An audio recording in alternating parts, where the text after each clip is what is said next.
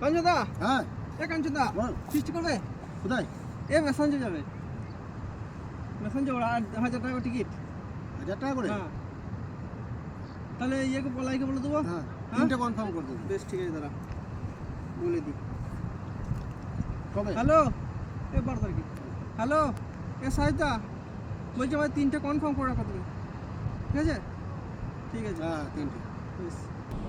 হ্যাঁ রে, হ্যাঁ, ফিস্টটা যেটা বললে, হ্যাঁ। 1000 টাকার একটা বেশি লাগছে না? বললে তো তাই। ওটা 800 টাকা হলে ভালো হবে। তাহলে তুমি ফোন করে দেখো।